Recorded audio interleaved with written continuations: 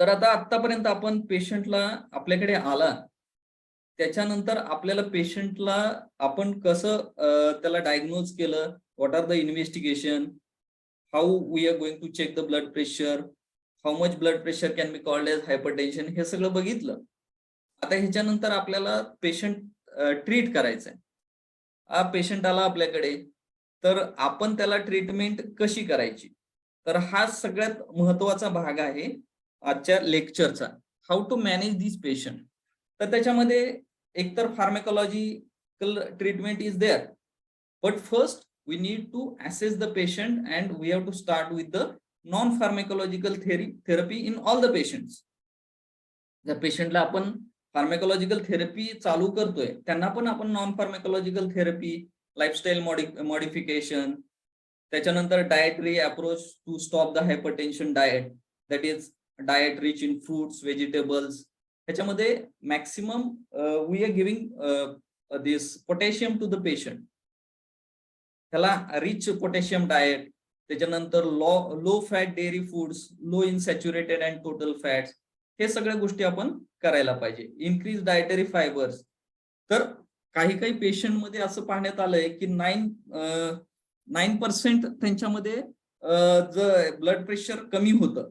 7 gram of dietary fibre आपण त्याला दिलं तर 9% पर्यंत त्याचं ब्लड प्रेशर कमी होतं. सो these are the few of the important things that we have to follow. Hand squeezing exercises. These are very soft ball असतो त्याला. If he does these isometric exercises without moving the joint, he only do the these muscle contraction and relaxation, these isometric exercises, that has also seen to lower the blood pressure. तर handheld dynamometer मिळतात, त्याप्रमाणे that can reduce the blood pressure. तर आता ह्याचा various parameters lifestyle modification that we are going to do. तर त्याचं blood pressure वरती कसा फरक पडतो की patient, what we see that these hypertensive patient are mostly obese, their BMI is more than 30. तर आपल्याला त्याचं काय करायचंय target, it should be less than 25. जर समजा त्याचं टार्गेट BMI लेस दॅन 25 होत असेल तर त्याचं blood pressure 5 to 20 millimetre of Hg with the loss of each 10 kg आपण त्याचं ते मीन आर्टेरियल ब्लड प्रेशर कमी करू शकतो. That is one of the major non pharmacological way of treating the hypertension. त्याच्यानंतर डॅश डाएट आपण पाहिलं. Sodium intake, it is one of the very major reason for the hypertension. तर त्याच्यामध्ये आपण जर समजा लेस दॅन 6 ग्रॅम साल्ट केलं तर that can reduce the blood pressure by 2 to 8 millimetre of Hg. Alcohol intake, आता मगाशी मी म्हणालो होतो की सोशल ड्रिंकिंग करतोय पेशंट. तर सोशल ड्रिंकिंग म्हणजे काय की patient how much is allowed it. If the patient is drinking, he is regularly taking alcohol, then it should be less than or equal to 2 drinks per day. एवढंच त्यांनी ते हे घेतलं पाहिजे. Then that will reduce 4 millimetre of Hg. एक्सरसाइजेसचं म्हणाल मी की आयसोमेट्रिक एक्सरसाइजेस आहे, डायनॅमिक एक्सरसाइजेस आहेत, एरोबिक एक्सरसाइज. एरोबिक एक्सरसाइजेस मध्ये सायकलिंग आहे, वॉकिंग आहे, स्विमिंग आहे, स्किपिंग आहे. All these can reduce the blood pressure.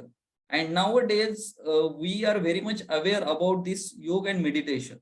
So that can also reduce the blood pressure by 5 millimetre of Hg. तर हे सगळे non pharmacological management of the hypertension आहेत. हे सगळं झालं, हे सगळं आपण करतोय, पण पेशंट ला ब्लड प्रेशर कमी होत नाही. तर what is the reason that we have to see. Whom should we treat this patient. जर समजा अमेरिकन कॉलेज ऑफ कार्डिओलॉजी आणि American Heart Association, also hypertension Canada आणि युरोपियन सोसायटी ऑफ हायपरटेन्शन यांनी काय सांगितलंय की ब्लड प्रेशर जर समजा मोर दॅन, आता नवीन गाईडलाईन आलं त्याच्यामध्ये तर त्यांनी म्हणलंय की more than 130 or 80 you define it as a hypertension. पण आपल्या जे इंडियन सोसायटीच्या ज्या हे आहेत त्याच्यामध्ये त्यांनी सांगितलं की if it is more than 140 or 90 millimetre of Hg, irrespective of cardiac risk, then you have to treat this blood pressure. त्याच्यानंतर treatment threshold is lower in presence of elevated cardiovascular risk. जर समजा 130/80 पेक्षा जास्त असेल blood pressure, तर आपल्याला ते cardiac risk factors असतील तर त्याला त्या लेवलला पण आपल्याला ट्रीटमेंट करायला पाहिजे. तर evaluation of this total cardiovascular risk is important in deciding who to treat with the anti hypertensive medication. तर ह्याच्यामध्ये what are the cardiovascular risk that we are going to see, कारण हे फार जास्त महत्वाचं डिमार्केशन आहे. याच्यामध्ये काय आहे की जर पेशंट 140/90 चा असेल, सिस्टोलिक 140 इक्वल और more than 140 and diastolic more than 90 और इक्वल टू 90 असेल, तर आपल्याला तो एनिवे फार्माकोलॉजिकल ट्रीटमेंट करायचीच आहे. पण त्याच्यापेक्षा कमी असेल तर we have to see whether patient is having any cardiovascular risk. Like hypertension आहे पेशंटला, patient is smoker or patient is obese, body mass index जो आहे if it is more than 30 आणि patient is inactive physically, patient is having dyslipidemia, पेशंटला diabetes आहे, किंवा त्याचं patient is having micro albuminuria or estimated GFR is less than 60, हे सगळे reasons असतील, किंवा पेशंटचं एज 55 वर्षापेक्षा जास्त असेल पुरुषांमध्ये आणि स्त्रियांमध्ये 65 इयर्स पेक्षा जास्त असेल, तर that can B considered as a risk factors. किंवा पेशंटला फॅमिली हिस्ट्री असेल प्रीमॅच्युअर कार्डिओव्हास्क्युलर डिसीजची, लेस दॅन 55 इयर्स मध्ये त्याच्या पुन्हा ब्लड रिलेटिव्ह मध्ये काही कार्डिओव्हास्क्युलर हिस्ट्री असेल डिसीजची, किंवा काही मॉर्टेलिटी मॉर्बिडिटीची असेल, किंवा फिमेल मध्ये लेस दॅन 65 इयर्स मध्ये झाली असेल नियर रिलेटिव्ह मध्ये, तर that can be taken as a cardiovascular risk factor. तर हे जर असेल तर आपल्याला 130/80 चं ब्लड प्रेशर असेल तर आपल्याला ते ट्रीटमेंट करायला पाहिजे अशा पेशंटची. तर अदर कार्डिओव्हास्क्युलर रिस्क फॅक्टर जसं ते टार्गेट ऑर्गन डॅमेज आहे, हार्टमध्ये लेफ्ट व्हेंट्रिक्युलर हायपरट्रॉफी होऊ शकते, पेशंटला अंजायना होऊ शकतो, किंवा पेशंटला coronary prior history of coronary revascularisation आहे, किंवा पेशंटला हार्ट फेल्युअर आहे, किंवा अगोदर काही अटॅक येऊन गेला असेल, मायोकार्डियल इन्फार्क्शन झालं असेल पेशंटला, तर these are cardiovascular risk factors. किंवा पेशंटला even transient ischemic attack TIA असेल, किंवा स्ट्रोक झाला असेल पूर्वी, किंवा क्रॉनिक किडनी डिसीजचा पेशंट असेल, PAD असेल पेशंटला, पेरिफेरल आर्टेरियल डिसीजेस असेल, किंवा रेटायनोपॅथी असेल, so these should be considered as a cardiovascular risk factor. आणि त्यांना लो ब्लड प्रेशर असेल, जसं मोर दॅन 130/80 असेल, तरी आपल्याला त्यांना ट्रीट करायला पाहिजे. आणि जर समजा काही कार्डिओव्हास्क्युलर रिस्क फॅक्टर नसेल, तर if it is more than 140/90, ह्या सगळ्या व्हेरियस गाईडलाईन्स आहेत. जसं American College of cardiology, American heart असोसिएशनचे आहे, किंवा हायपरटेन्शन कॅनडाचे आहे, युरोपियन सोसायटी ऑफ हायपरटेन्शन आहे, ह्या सगळ्यांचे वेगवेगळ्या व्हेरियस गाईडलाईन्स आहेत की एवढं असेल. किंवा एल्डरली पेशंटमध्ये आपण त्यांनी काय सांगितलंय की मोर दॅन 130/80 असेल तर you have to treat this patient. तसंच युरोपियन असोसिएशनने काय सांगितलंय, मोर दॅन 140 and 90 असेल तर तुम्ही you should take it as a threshold for pharmacotherapy. पण याचं सगळं आपल्याला जास्त कन्फ्यूज होण्याची गरज नाहीये. तर आपण एक आपल्या इंडियन सिनेरिओमध्ये त्याला Indian context we are going to see की pharmacotherapy should be started if the age is above 65 years and age is less than 65 years, and if the blood pressure is more than 140/90, then these patients should receive the pharmacotherapy, and target blood pressure should be less than 130/80. आणि जर पेशंटला समजा cardiovascular risk आहे, various risk factors we have already seen, तर तसं असेल तर blood pressure जर समजा 130 सिस्टोलिक किंवा 80 डायस्टोलिक पेक्षा जास्त असेल तर we need to treat this patient and target should be less than 130/80. तर अशा पेशंटमध्ये आपण फार्मॅकोथेरपी चालू करायला पाहिजे. तर याच्यामध्ये आपण ज्यावेळेस फार्माकोथेरपी पेशंटला चालू करतो त्यावेळेस what are the various drugs which are going to use in these condition. आज आपण फक्त चार ग्रुप ड्रगचे पाहणार आहे because of short of time. Hypertension taking in a single lecture it is not possible at all, but we have to cover these 4 drugs which are used in all the OPD basis treatment, OPD basis patient. तर याच्यामध्ये ज्यावेळेस आपण drug patient मध्ये use करतो तर how it is going to reduce the blood pressure. Arterial blood pressure that is calculated as cardiac output multiplied by the peripheral vascular resistance. तर ह्या ज्या ड्रग्ज आहेत they will reduce the cardiac output by inhibiting the myocardial contractility or by decreasing the ventricular filling pressure. Or drugs can decrease the peripheral resistance by acting on the smooth muscle to cause the relaxation of resistance vessel. एकतर ते cardiac output कमी करतील किंवा peripheral वॅस्क्युलर resistance कमी करतील by relaxing those resistant vessels or interfering with the activity of systems that produce the constriction of the resistance vessel. जसे आपण पाहिलं की adrenergic nervous system आहे किंवा renin angiotensin aldosterone system आहे that will cause the when there is a stimulation that will increase the blood pressure by causing the constriction of the resistant vessel.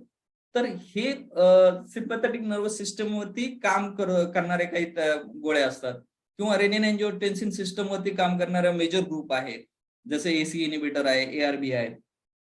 आणि few of the drugs like diuretics which are lowering the body sodium content that can be use to reduce the peripheral resistance also. So this way all these drugs are going to work. आता first line drugs कुठल्या कुठल्या आहेत hypertension मध्ये? First line which are the first line drug? त्याच्यामध्ये सगळ्यात महत्वाची म्हणजे ACE inhibitors, angiotensin converting enzyme inhibitors. त्याच्यानंतर सेकंड इज अँजिओटेन्सिन, जसे एनाल्प्रिल असेल, कॅप्टोप्रिल असेल, all these tablets are ACE inhibitors. आणि सेकंड ग्रुप आहे angiotensin receptor blockers. Those are blocking AT1 receptors. तर angiotensin receptor blockers which you are prescribing regularly, telmisartan असेल, losartan असेल, candesartan असेल, irbesartan, all these sartan group, these are angiotensin receptor blockers. They both these drugs will act on the renin angiotensin aldosterone system. Then one of the major group is calcium channel blockers. Okay, amlodipine गोळे आहे that is a calcium channel, diltiazem असेल, all these are calcium channel blockers. आणि diuretics, what are these hydrochlorothiazide आहे किंवा chlorthalidone आहे किंवा loop diuretics आहेत. Loop diuretics those we are not using in the regular basis in the regular patient on OPD long term. We are not giving these loop diuretics because of adverse effect. Second line drugs आहेत spironolactone आहे, aldosterone antagonist, beta blockers, alpha 1 blockers. These are the second line drugs. But these 4 groups we are going to see in detail today. आता one by one we are going to see these different types of drugs. This is very important aspect of today's lecture की आपण ज्यावेळेस drugs कुठल्याही patient मध्ये start करताना why we need to start these drugs, why not other group, that we have to understand. Low dose thiazide, these are the diuretics. These are useful in the treatment of mild to moderate hypertension. आपल्याकडे patient आला की त्याच्यामध्ये आपण diuretics can be started as a first line drug if the patient is having mild to moderate hypertension. How we are going to classify these mild, moderate or stage 1, stage 2, stage 3, that we are going to see in the further slides. त्याच्यानंतर these diuretics that can be combined with the beta blockers, जसं atenolol आहे, all these beta 1 cardioselective blocker, bisoprolol आहे, acebutolol आहे. These can be combined with this thiazide group of the diuretics, or they can be combined with the angiotensin converting enzymes or angiotensin receptor blocker. आता हायड्रोक्लोरोथायझाइड पेक्षा क्लोरथॅलिडोन is always better control the 24-hour blood pressure. Then how these thiazide group of diuretics they are going to work, they will inhibit this sodium chloride pump in the distal convoluted tubule, hence they will increase the sodium excretion and reduction in the plasma volume and cardiac output will be reduced and that will lead to decrease in the blood pressure. तर हे कसं काम करतं की sodium excretion वाढवतं and along with that water will be excreted, so there will be reduction in the plasma volume and ultimately cardiac output. Preload on the heart will be reduced and there will be decrease in the blood pressure. Long term मध्ये these drugs will act to decrease the systemic vascular resistance. तर आता आपल्याला ज्यावेळेस हे thiazide like diuretic द्यायचे आहेत, then we should give the lowest possible dose. Always in the this thing hypertension treatment, you should think of one line that you should go slow. You should not give the higher doses in the patient. There should be a titration of dose. की पहिल्यांदा patient आलाय आणि you should not start with the full dose of that drug. You should titrate the dose. Further visits मध्ये ते एक 3 आठवडे 4 आठवड्यानंतर तू further visit मध्ये त्याचं परत ब्लड प्रेशर घ्यायचं. And if it is not controlled, then you have to increase the dose or you have to add. Nowadays there is a one strategy to treat this hypertension. Always try to add the single drug as early as possible to reduce the adverse effect of the drug. You can minimize the dose and that way you can reduce the adverse effect of the drug. So these diuretics, they will reduce both systolic as well as diastolic blood pressure. They are potent diuretic, very potent diuretic like furosemide. Okay, these are called as loop diuretics. These are not recommended for long-term management as it has a short duration of action and serious electrolyte disturbances can occur with these furosemide like diuretics. म्हणून आपण regular basis वरती we are not giving this furosemide. Okay, hydrochlorothiazide, the dose I have written 6.25 to 50, that is the dose, but it should not exceed 25 milligram in a daily dose. It should not exceed more than 25 milligram. That why we should not exceed, that I am going to tell you in the further slides. Then chlorthalidone, the dose should be up to 25 milligram because low doses are seen to be effective and single monotherapy is not effective in such patient. You should add another drug of another class, but you should not give higher doses of these diuretics.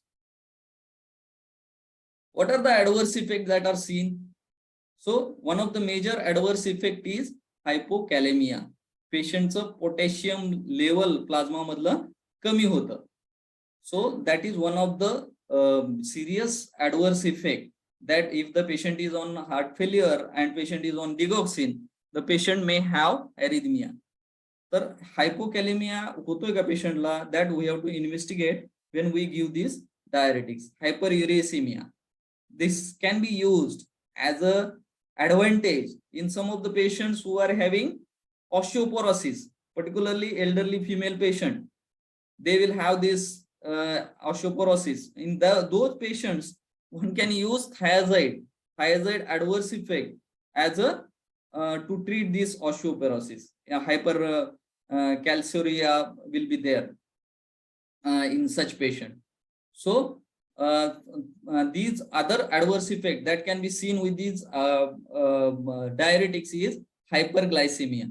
म्हणून diabetic patient मध्ये देताना one should be very cautious or one should avoid such diuretics in diabetic patient, कारण त्याचा hyperglycemia एक adverse effect आहे. पण ज्यावेळेस we are giving these drugs in a low doses like 6.25 to 25 milligram, ह्या डोस मध्ये आपण ज्यावेळेस देतो, then these side effects may not be seen. So always we should give the lower doses of these drugs. तर आता what are the advantages?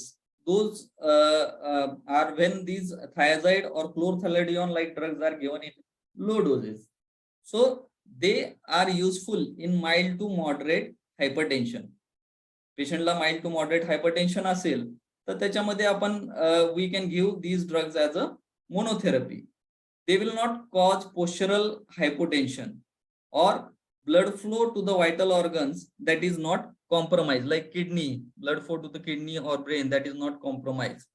आणि calcium channel blocker मध्ये जसं रिफ्लेक्स टॅकिकार्डिया होऊ शकतो तसं या ड्रगमुळे हायड्रोक्लोरोथायझॉइडमुळे रिफ्लेक्स टॅकिकार्डिया और reduction in the cardiac output will not occur. Unlike vasodilators, they do not cause compensatory volume overload or edema. So these are the advantages, and they are well tolerated. Drug interactions are very few, and they can be combined with the other antihypertensive drug with the synergistic effect. म्हणजे AC inhibitor सोबत तुम्ही देऊ शकता, एटेनॉल beta blocker सोबत देऊ शकता किंवा ARB अँजिओटेन्सिन receptor blocker सोबत तुम्ही या गोळ्या देऊ शकता. तर low doses of these either thiazide reduce the risk of adverse effect such as potassium wasting and inhibition of uric acid excretion, indicating improved risk to the benefit ratio at low doses of thiazide. आता usually ह्या drug दिल्यानंतर तुम्हाला किती वेळ wait करायचं आहे पेशंटचं blood pressure control झालंय की नाही पाहायला. It should take 4 to 6 weeks.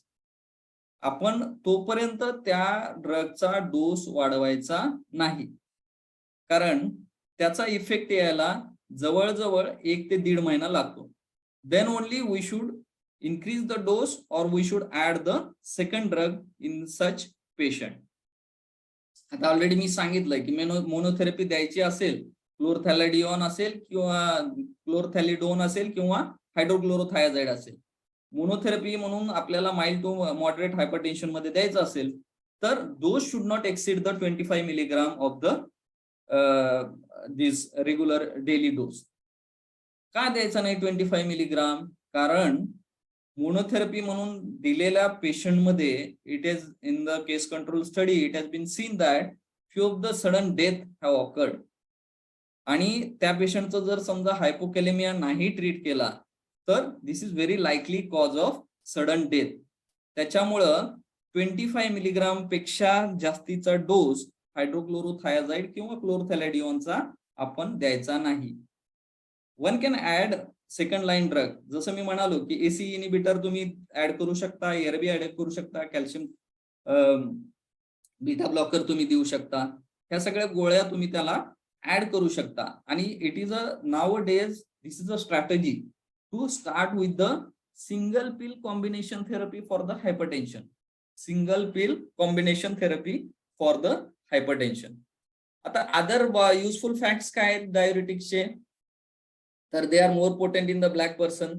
We Indian can are treated or we are consider ethnically as a black people. So they are more potent. Older individuals then OBCs patient त्याच्यामध्ये पण चांगला effect पाहायला मिळतो. किंवा the patients who are having increase plasma volume और low plasma renin activity ह्या सगळ्यामध्ये it is more effective than other group of anti hypertensive like beta blocker असेल, AC इनिबिटर असेल. त्यापेक्षा diuretics are more useful. They are also more effective in cigarette smokers. तर अशा पेशंटमध्ये आपण हे diuretic use करू शकतो. मी तुम्हाला मगाशीच म्हणल्याप्रमाणे thiazide administration that can mitigate the loss of bone mineral content. म्हणजे ओल्डर वुमेन असेल पोस्ट मेनोपॉझल त्याच्यामध्ये ऑस्टिओपोरोसिसची risk that can be reduce. आणि majorly isolated or predominantly systolic hypertension जे एल्डरली पेशंट मध्ये पाहायला मिळतं that can be treated with this thiazide group of diuretics. तर आपण पाहिलं की लो डोस आपण थायझाइड ग्रुप ऑफ डायरेटिक्स दिले पेशंट मध्ये तर दे आर युजफुल. पण हायर डोजेस ऑफ थायझाइड कधी द्यायचे? When the plasma potassium level is more than 4.5 millimole per liter. तर त्याचं प्लाझ्मा पोटॅशियम लेवल वाढलेलं असेल, because adverse effect of diuretics what we have seen thiazide diuretics is that is causing hypokalaemia. तर ते compensate होऊन जातं, म्हणून higher doses of these thiazides are given. Loop diuretic आपण कधी वापरायचे? Furosemide like diuretic that can cause electrolyte or volume depletion. So in kidney function त्याचं hamper झालं असेल if serum creatinine level is more than 2.5 milligram per decalitre or estimated GFR glomerular filtration rate is less than 30 milliliter per minute असेल, तर we can give this loop diuretic in such patients. आता various drug interactions are there. So these like potassium and magnesium depletion that is caused by these thiazides and loop diuretic that can potentiate arrhythmias. As I said की patient failure असेल and patient is on digitalis, तर that can rise for that can give these arrhythmia in such patient. कॉर्टिकोस्टिरॉइड्स पेशंटला समजा प्रेडनिझोलॉन किंवा डेक्सामिथाझोन मिथिल प्रेडनिझोलॉन चालू असेल, तर that can amplify the hypokalaemia in such patient. So we must be very cautious while giving these diuretics. One should not venture giving diuretics in such patient. We can have other better groups are available in such patient. तर one should have the patient centric treatment. तर त्याला कॉर्टिकोस्टिरॉइड चालू असतील किंवा it is necessary to give the corticosteroid, we should not give these diuretics in such patient. त्याच्यानंतर NSAIDs that will inhibit this synthesis of prostaglandins which are constitutive in the kidney that can reduce the antihypertensive effect of the diuretics. तर त्यावेळेस आपल्याला त्याचा डोस adjust करायला लागेल. either we have to adjust the dose or we have to stop those NSAIDs. आणि lithium toxicity can occur in patients who are on the diuretics. So these are few of the drug interactions. Now another important group of antihypertensive, very important group, because this is one of the most used drug nowadays for the hypertension, angiotensin converting enzyme inhibitor. This is a first line drug that is used for the hypertensive patient. आपल्याला initiate करायला आपण बघितलं की diuretic थायझाइड असेल किंवा chlorthalidone असेल, that can be use to for as a initial therapy. Mild hypertension असेल, काही कॉम्प्लिकेशन नसेल किंवा blood pressure can be control with the single drug, so monotherapy can be given. Likewise angiotensin converting enzyme can also be given as a monotherapy. So this can be used as a monotherapy or in combination with diuretics, calcium antagonists like calcium channel blockers or alpha blocking agents like prazosin. तर ACE inhibitors, these are more effective in younger white patient. Younger patient मध्ये आणि that to white European people, it is more effective than the black people. Calcium channel blockers are more effective in the black people. So what is the mechanism? आपण अगोदर बघितलं की renin angiotensin aldosterone system, it is one of the system that will control the blood pressure. आणि त्याचं जास्त stimulation झालं रेनिनचं आणि that will synthesize or stimulate the release of this angiotensin and angiotensin 2, that is vasoconstrictor, and ultimately aldosterone is released. तर त्याचं inhibition करण्यासाठी angiotensin converting enzymes will be useful. They also stimulate the synthesis of vasodilating prostaglandins and they will decrease the sympathetic nervous system. तर हे सगळे त्याचे mechanism of action आहेत एंजिओटेन्सिन converting एन्झाईमचे. तर आता त्यामध्ये what are different angiotensin converting enzyme inhibitors are available, like captopril, enalapril, lisinopril, ramipril. All these various drugs, those are available as ACE inhibitors. आता याची क्लिनिकल फार्मेकॉलॉजी काय आहे? ACE inhibitors, these are predominantly cleared by the kidneys. म्हणजे मग किडनीचं जर समजा disease असेल पेशंटला आणि we have to reduce the dose if the impaired renal function significantly reduces the plasma clearance of these ACE inhibitors. अशा पेशंटमध्ये काय करायला लागेल आपल्याला, त्याचा डोस आपल्याला पेशंटचा कमी करावा लागेल. किंवा पेशंटमध्ये एलिव्हेटेड प्लाझ्मा रेनिन ऍक्टिव्हिटी असेल तर these patients are more hyper responsive to the ACE inhibitor induced hypotension. तर अशा पेशंटमध्ये आपल्याला cautiously these drugs should be started as a low dose or one can use other group of drugs. जर rennin plasma renin activity जास्त असेल तर they will have the hyper response and there may be hypotension in such patient. किंवा patient with heart failure किंवा त्याचं salt depletion वरती आहे patient, then this patient may go into hypotension किंवा patient is having diuretics. So these are the clinical pharmacological aspect of angiotensin converting enzyme inhibitors. आता एक दोन ज्या ड्रग आहेत, enalapril that is prodrug that is converted to enalaprilat आणि that is rapidly absorb after oral administration. Bioavailability of this drug, the fraction of drug comes into the systemic circulation, that is called as bioavailability of this drug, and this is the only fraction of drug that is available for the action. So it is 60% and it is not reduced by the food. म्हणजे तुम्ही जेवणानंतर त्या गोळ्या देऊ शकता, त्याच्यामध्ये food interference करत नाही ऍब्सॉर्प्शन आणि बायो अवेलेबिलिटी साठी. What is the dose? 2.5 milligram to 40 milligram daily. परंतु 40 मिलीग्राम पर्यंतचा डोस आहे. So whether you are going to start with the 20 milligram, 30 milligram, like, no, you should start with the lowest possible dose in initial therapy. Then you can do the titration of dose in the further visit. Suppose after 2 to 3 weeks or 3 to 4 weeks, if the blood pressure is not controlled, you can increase the dose. But in heart failure patient, you should give the dose of 2.5 milligram or 5 milligram in the patient with the hypertension. Few of the brands those are available, Enalapril or Envas, Enam, they are available as 2.5 to 5, 10 or 20 milligram tablet. Then another drug that is very commonly used, Cardace or Corpil, Arpril. So those are capsules available of 1.25, 2.5 and 5 milligram. So they are absorbed rapidly on oral administration. The dose is 1.25 milligram to 20 milligram. It can be given as a single dose or it can be given in a divided doses. तर आता थेरपेटिक uses काय आहेत ACE इनिबिटर्सचे? Therapeutic uses of ACE, angiotensin converting enzyme inhibitors. These are first line drugs in all grades of hypertension. So I always say that you should know in and out about these ACE inhibitors.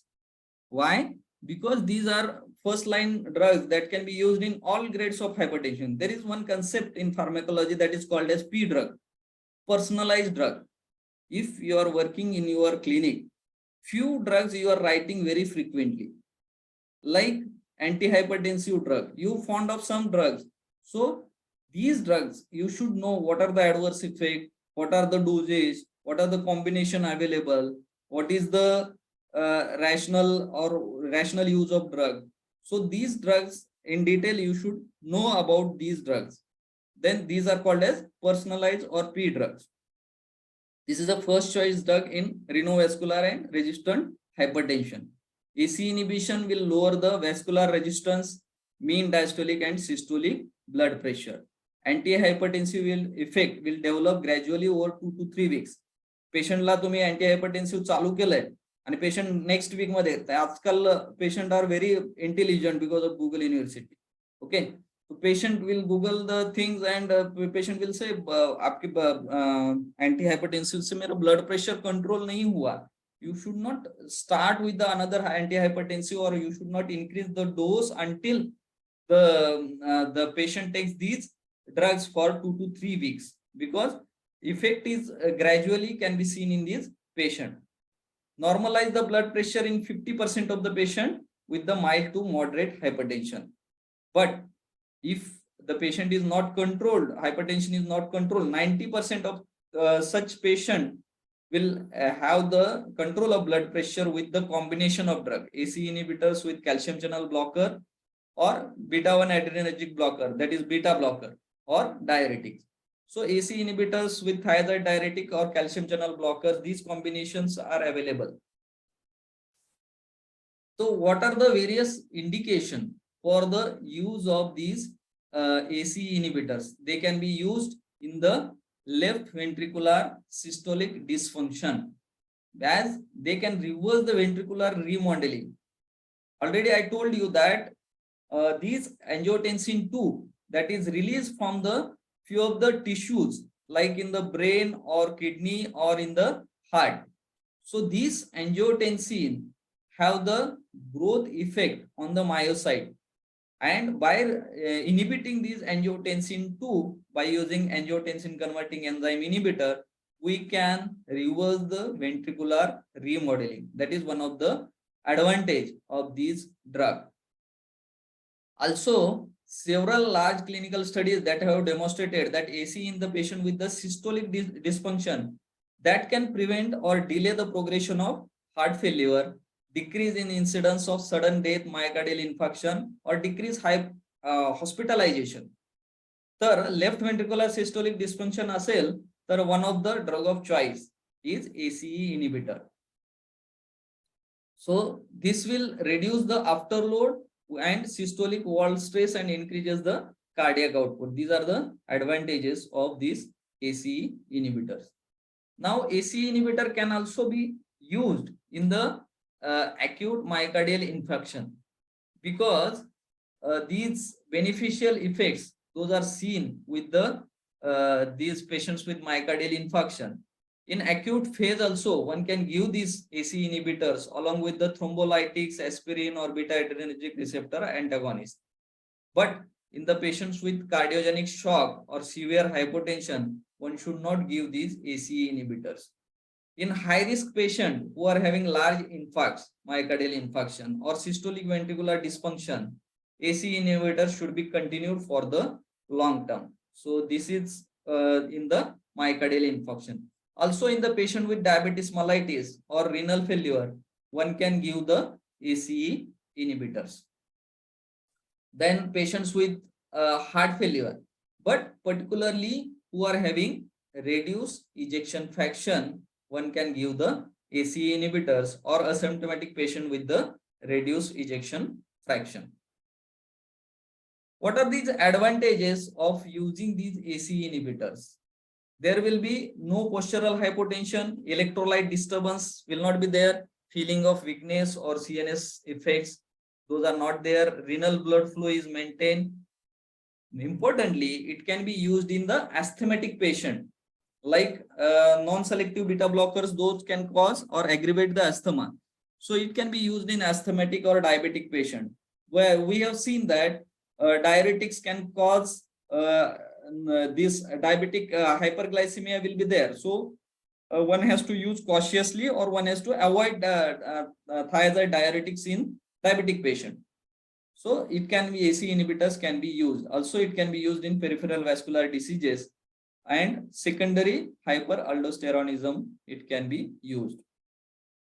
Potassium loss due to diuretics can be prevented with the use of these ACE inhibitors. So combination of these drugs can prevent the adverse effect. Left ventricular hypertrophy, increase wall to lumen ratio of the blood vessel that occurs in the hypertensive patient, that can be reversed because of inhibition of angiotensin 2.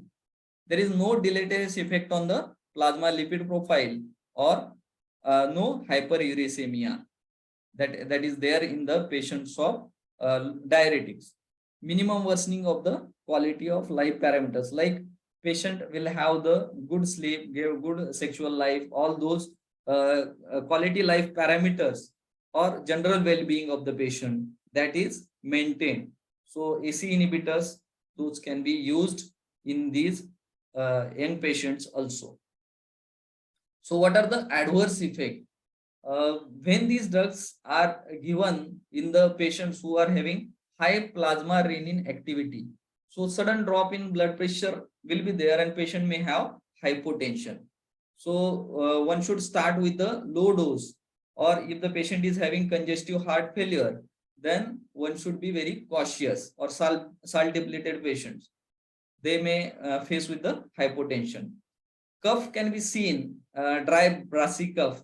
In these patients, 5 to 20% prevalence is there because of accumulation of these bradykinin, substance P, and prostaglandins. Why this occurs? Because angiotensin converting enzyme is one of the substrate for these bradykinin, substance P, and prostaglandins. So their level will increase and that will cause brassy cough.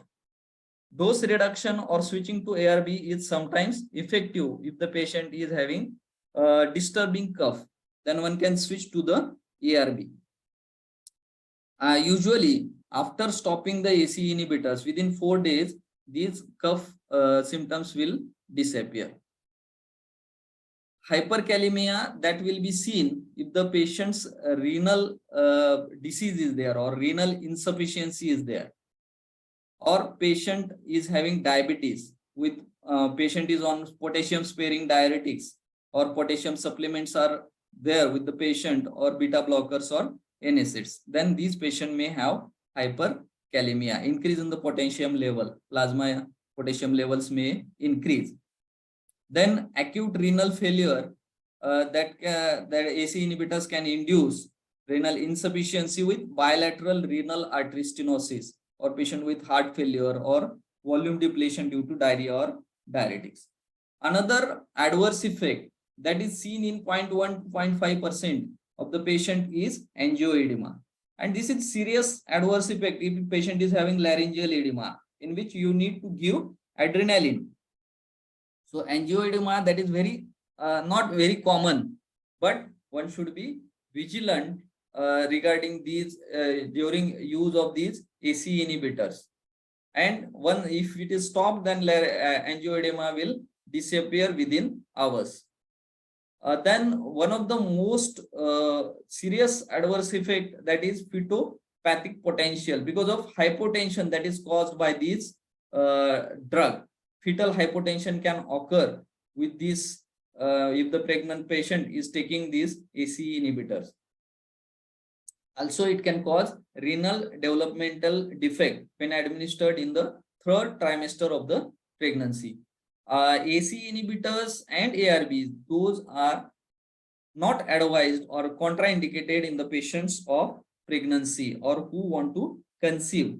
So in these patients, one should not give these ACE inhibitors. Skin rash or megalovapor rash, that can be there, and antihistaminics can be given in such patients. Other side effects, extremely rare but reversible side effects, include dysgeusia, that is alteration in the taste or loss of taste; neutropenia, that can present as a sore throat or fever; glycosuria, that is spillage of glucose in the urine; anemia or hepatotoxicity. These are rare adverse effects. Various drug interactions that can be seen. Antacids will reduce the bioavailability of ACE inhibitors. So what to do when patient has to give the antacid? You should do the staggering of doses. After 2 hours, one can give the antacids if ACE inhibitors are being used. NSAIDs, including aspirin, that can reduce the antihypertensive response to the ACE inhibitors. And potassium sparing diuretics or potassium supplements, that can cause hyperkalemia in the patients on ACE inhibitors. Or ACE inhibitors may increase plasma levels of digoxin and lithium. So, and that can lead to the arrhythmias. Then co-administration of these sitagliptin, dipeptidyl peptidase 4 inhibitors, or alteplase, these thrombolytic agents, or anti-cancer agent like everolimus or pregabalin. So these can increase the risk of developing angioedema. So such patient who are already receiving these drugs, they should not be given ACE inhibitor. This is very important adverse effect, angioedema. So one should not give these drugs if these drugs are already started, or you should not give these drugs who are receiving ACE inhibitors. Then another group of the drug, that is angiotensin receptor blockers. As we have seen, ACE inhibitors, likewise ARBs, these are first line antihypertensive drug. They act by blocking the AT1 receptors. So they will their effect, most of the effect, ह्या सगळ्या ARBचं effect आहे that will inhibit the angiotensin 2. तर angiotensin 2 inhibition चे काय काय effect आहेत? This vascular smooth muscle contraction, vasopressin release, aldosterone secretion, adrenal catecholamine release, enhancement of noradrenergic neurotransmission, increase in the sympathetic tone, change in the renal function, cellular hypertrophy and hyperplasia. हे सगळ्या गोष्टी होतात angiotensin 2 Mule. And what is the role of ARB? They are angiotensin receptor blockers. They will block these. They will not reduce the synthesis of angiotensin 2, but they will block the AT1 receptors on which angiotensin 2 is going to act. And by that way, the biological effect of angiotensin 2 can be prevented or inhibited. Like vascular smooth muscle contraction will be inhibited, increase in sympathetic tone will be inhibited. So these are the effects of angiotensin receptor blockers. आता ARB and ACE inhibitors, whether they are equal, whether their efficacy is equivalent. As we see, when we always we see risk benefit ratio, when we see ACE inhibitors and ARB, when we weigh these two drugs, ARB have the advantage with the respect of frequency of adverse effect. ARBs are having less adverse effect as compared to that of ACE. Their efficacy is same. They will have the same effect, but the ARBs, they are more advantageous in case of adverse event. There are less adverse event with the ARBs. ACE can cause ADAs like cough and angioedema that is not seen with the ARB. ARBs are having less adverse effect, similar efficacy in treating primary hypertension. Now, what are the clinical pharmacology of these ARBs, angiotensin receptor blockers? They have generally low, that less than 50% of the bioavailability, the fraction of amount of drug available for the action in the circulation, in the systemic circulation. Except these azilsartan, this will have 60%, and irbesartan, that is having more than 70% of the drug drug which is available for the action. Protein binding is high, it is more than 90%, like warfarin. Warfarin is having 99% of the protein bind drug. Reservoir will be more and it will have the longer duration of action, but the drug available for the action will be less. Only free drug will be available for the action. So what are the ARBs? Those are available like losartan, candesartan, valsartan, telmisartan, olmesartan or irbesartan. All these drugs you may be prescribing. तुम्ही तुमच्या OPD मध्ये prescribe करत असाल तुमच्या पेशंटला, but you should know while prescribing what are contraindications to these drugs. So losartan, few drugs will see this losartan is a competitive antagonist of thromboxane A2 receptor and that will attenuate the platelet aggregation. तर आपण बघितलं की hypertensive patient मध्ये कार्डिओव्हास्क्युलर risk असते, where we are going to write the antiplatelet agent. So this is added advantage of losartan. It will also this metabolite of losartan has antioxidant and anti-fibrolytic action. The dose is 25 to 100 milligram once or twice daily. Orally it can be given, and these are the brands, those are available in the market. Telmisartan is having plasma half-life of 24 hours. So less frequently it can be given once in a day. The dose is sufficient, 40 to 80 milligram. And Telma, Telsar, Telvas, all these 20, 40 and 80 milligram, these tablets are available. As I said, Sartan. So this is a pro drug and it is superior to Valsartan, Olmesartan and Telmisartan in lowering the blood pressure. Also, bioavailability of this is 60% and it is not affected by the food. Plasma clearance is not affected by renal or hepatic insufficiency. The dose is 40 to 80 milligram once daily.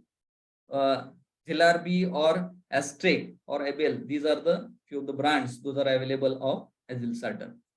So what are the therapeutic uses? As we have seen in case of ACE inhibitors, similarly, it will be having the similar therapeutic uses like hypertension or type 2 diabetic with hypertension, as it is renoprotective, diabetic nephropathy, irbesartan, losartan, those are more useful than other ARBs.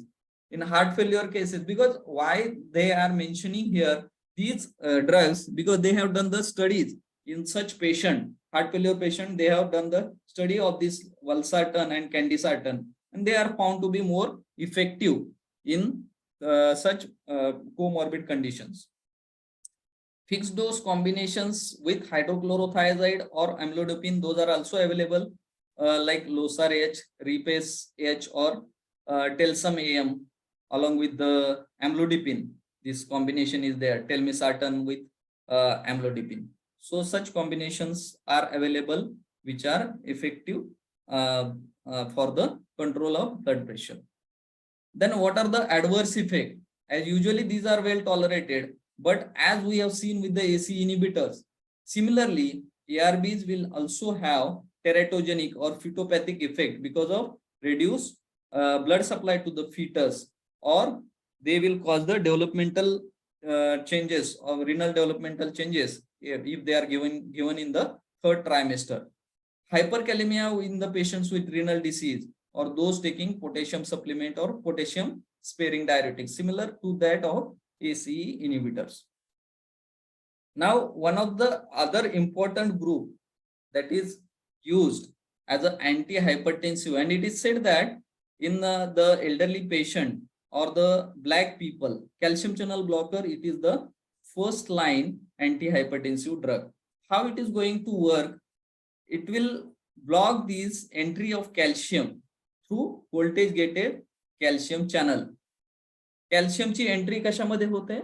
Into the smooth muscles or cardiac myocytes or sinoatrial node on the right atrium or atrioventricular AV nodal cell.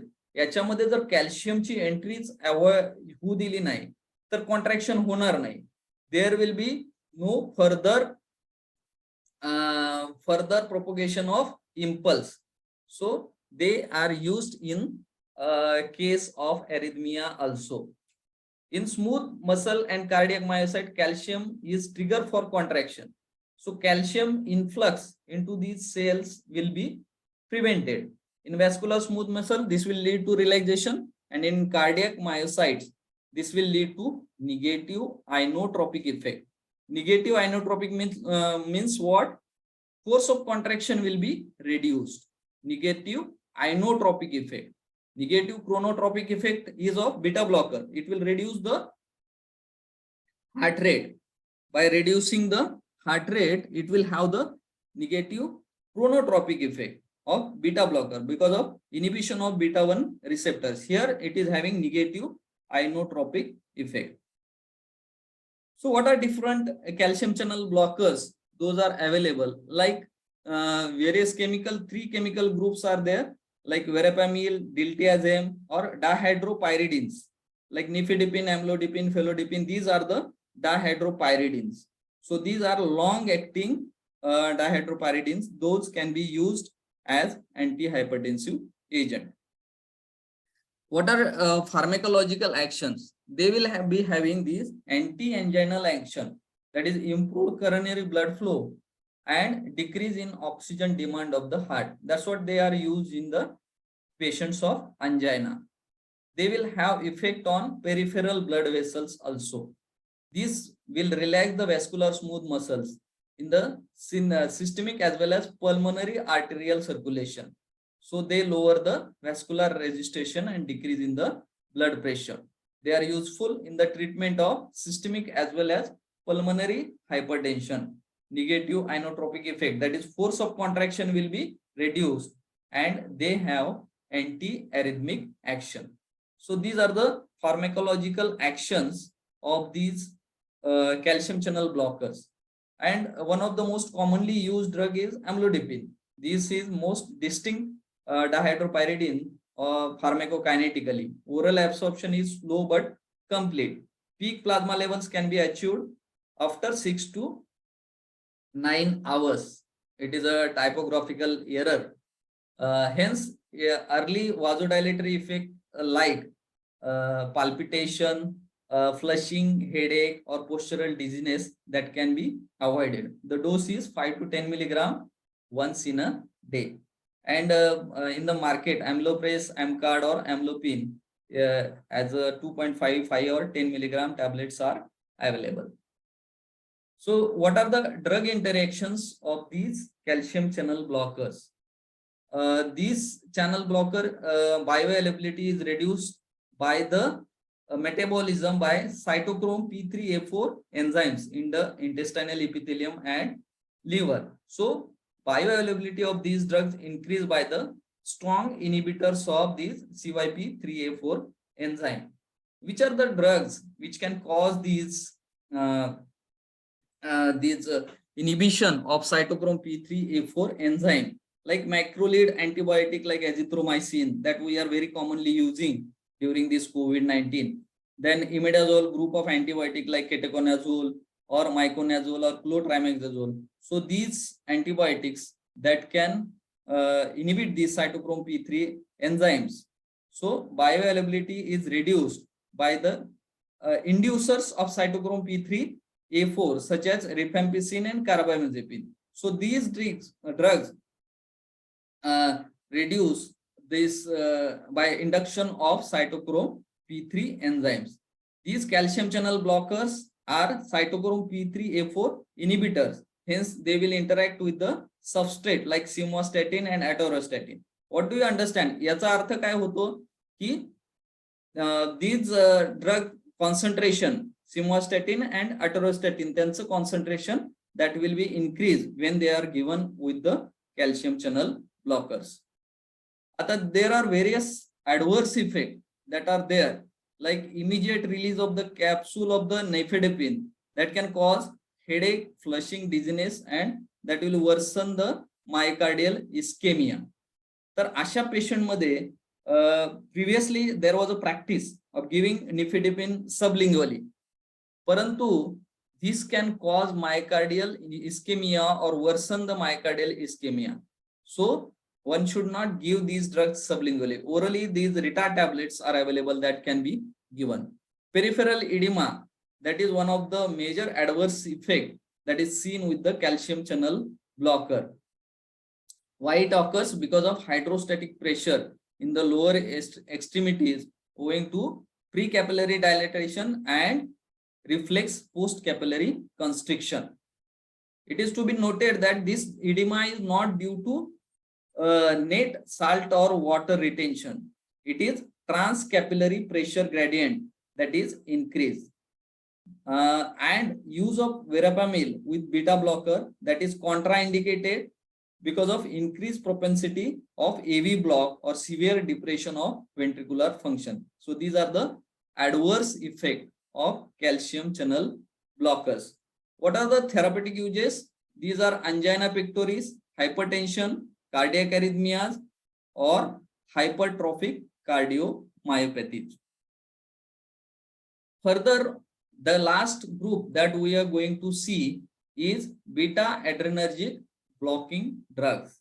So they will block the action of catecholamines, and this is done by selectively and competitively blocking the beta adrenoreceptors.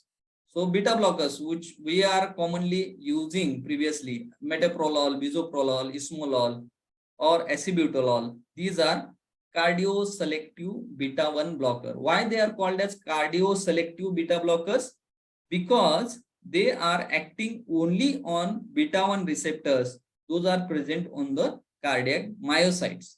So they don't have the adverse effect of blocking the beta 2 receptors and causing bronchoconstriction.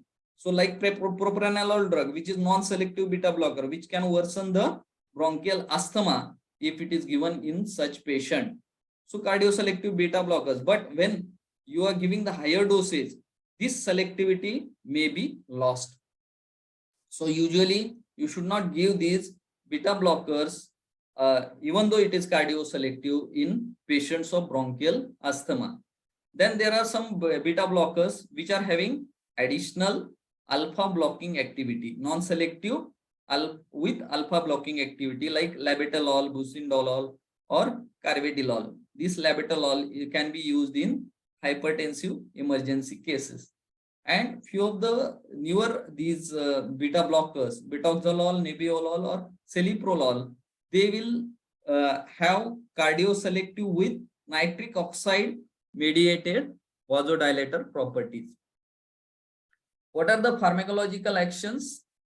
These will produce the mark if they will not have mark effect on the normal heart, but they will reduce the myocardial oxygen demand and improve the exercise tolerance, and they will prolong the systole by retarding the conduction, particularly in sympathetic overactivity like exercise and emotion. So they will reduce the automaticity and prevent the rise in the heart rate. First, they will reduce the, that is negative chronotropic effect. That is negative chronotropic effect. Also, they will reduce the myocardial contractility, cardiac output, and stroke volume, and they will slow the AV conduction. So those are the pharmacological actions. On blood pressure, it will reduce the blood pressure by reducing the renin release and lower plasma renin activity. They will reduce noradrenaline release from the sympathetic terminal, and total coronary blood flow that may be reduced because of blockade of dilator beta receptor, but that is not causing any ischemia, because subendocardial site of ischemia, that supply is not affected. So in angina patient, these beta blocker can improve the O2 demand and supply equation. So that will reduce the workload on the heart. So what are the adverse effects? Those are going to occur with these beta blockers, like they will cause the hypoglycemic unresponsiveness that can be seen in the diabetic patient. So this is a serious adverse effect. Patient, if patient is having diabetes and if they are on beta blocker, their hypoglycemia will go unnoticed and they will suffer with the serious adverse effect. The patient may go into hypoglycemic coma, and this is very serious adverse effect.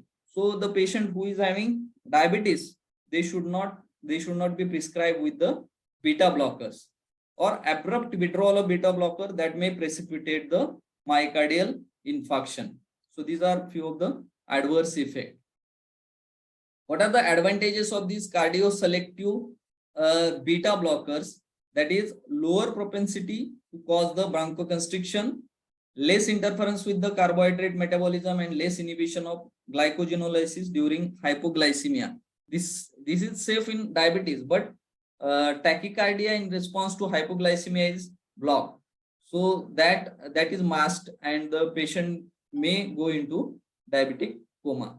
Low incidence of cold hand and feet, and less chances of precipitating Raynaud's phenomenon, that is seen with the cardioselective non-selective beta blockers, that is not there with cardioselective beta blocker. Ineffective in suppressing essential tremors, because in propranolol that is given for the patient who is having some stage fear or phobia, that is beta 2 action on the muscle fiber.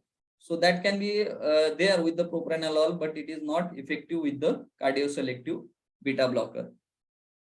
Few of the brands that those are available, metoprolol, like Betalog 25, 50 and 100 milligram. Then enantiomer of metoprolol, the reduced dose because of this enantiomer preparation, 12.5 to 50 milligram. Also bisoprolol, Concor or Corbis 5 milligram tablet is available. A half to 2 tablet OD that can be given of this cardioselective beta blocker. Then what are the therapeutic uses of these beta blocker? In cardiovascular uses, angina pectoris, then post myocardial infarction or cardiac arrhythmias. These drugs can be used. These can be useful in the hypertension, heart failure, and depressed ejection fraction. Patients of heart failure with the depressed ejection fraction or hypertrophic obstructive cardiomyopathy. So in these cases, these beta blockers can be used. Non-cardiovascular uses like chronic open angle glaucoma or thyrotoxicosis to inhibit the sympathetic activity. Also, they are useful in portal hypertension and to control the withdrawal symptoms in alcohol addicts. So these are the uses. Contraindications to the beta blockers. Where beta blockers should not be used? Whenever there is severe bradycardia or pre-existing high-grade heart block or overt left ventricular failure, cardiogenic shock, severe bronchospasm. Cardioselective beta blockers can also be avoided in the patients of asthma, as higher dosage can also cause the bronchospasm. Severe depression, Raynaud phenomenon, all these are the absolute contraindications for the beta blockers. Then one of the very important aspect, please, as it is already 1 hour 55 minutes that you are listening very patiently. I should appreciate your listening capacity. But this end few slides are there which are very important. How to manage the patient with the hypertension. So one of the important common recommendation that we are receiving nowadays, that early use of single pill combination therapy. Monotherapy can be started in mild hypertension, but early use of single pill combination therapy, that is more useful and advocated in the patients with hypertension. These hemodynamic consequences with long-term treatment with the antihypertensive agent can provide the rationale for the potential complementary effect of concurrent therapy with 2 or more drugs. 2 किंवा 2 पेक्षा जास्त गोळ्या antihypertensive from the different class that can be started in the patients of hypertension. The concurrent use of these drugs from the different classes is the strategy for achieving effective control of blood pressure while minimizing the dose related adverse effect. त्यांचा गोळ्यांचे जे adverse effect आहेत that can be reduced when the 2 or more drugs can be combined. आता आपल्याकडे patient आला normal blood प्रेशरचा आहे less than 120/80 millimetre of Hg. मग त्याला आपण काय करायचं की त्याला परत रिअसेस करायचं, त्याला लाईफस्टाईल मॉडिफिकेशन तर सांगायचंच, so that he should not go in to the elevated blood group range. तर त्याला आपण लाईफस्टाईल मॉडिफिकेशन सांगायचं, डॅश डाएट सांगायचं, and we have to reassess this patient after 1 year. जर समजा blood pressure it is 120 to 129 systolic and diastolic is less than 80 milligram of Hg. तर त्याला आपण नॉन फार्माकोलॉजिकल थेरपी जे आहेत, डॅश डाएट असेल, obesity control करायचं असेल किंवा साल्ट रिस्ट्रिक्शन डाएट असेल, लो साल्ट डाएट असेल, तर त्या सगळ्या गोष्टी त्या पेशंटला सांगायच्या and you have to reassess this patient early. म्हणजे 3 ते 6 महिन्यानंतर त्यांना परत बोलवायचं आणि त्यांचं परत ब्लड प्रेशर चेक करायचं. आता जर समजा पेशंट स्टेज 1 हायपरटेन्शनचा असेल, दॅट इज 130 to 139 सिस्टोलिक और 80 to 89 millimetre of Hg diastolic blood pressure, आणि त्याला काही कार्डिओव्हॅस्क्युलर रिस्क फॅक्टर नाहीये, तर त्याला नॉन फार्माकोलॉजिकल थेरपी द्यायची. जसं लाईफस्टाईल मॉडिफिकेशन असेल, लो साल्ट डाएट असेल, ओबेसिटी कंट्रोल करायचं असेल, अल्कोहोल इनटेक कमी करायचं असेल, एक्सरसाइज असेल, all these non pharmacological therapy should be told and we should assess this patient after 3 to 6 months.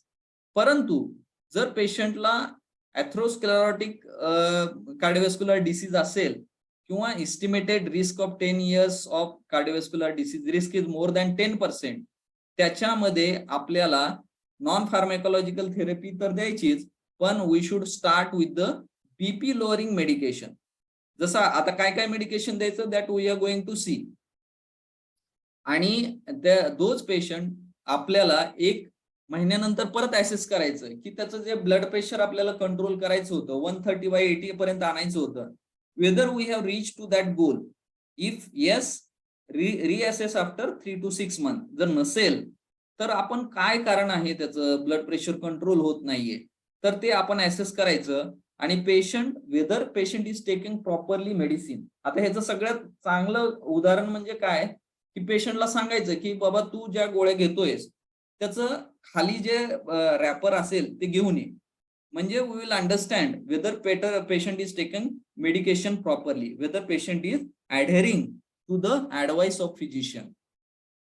आणि जर पेशंटला स्टेज 2 हायपरटेन्शन असेल, if it is more than or equal to 140/90 millimeter of Hg blood pressure, then BP lowering medication द्यायचं, non pharmacological advice द्यायचं त्याला, आणि we have to follow the further instructions what we have seen.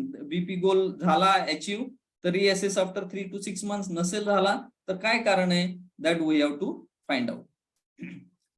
तर आता याच्यामध्ये patient आपल्याकडे हायपरटेन्शनचा आपण पाहिला तर what antihypertensive we need to start in such patient.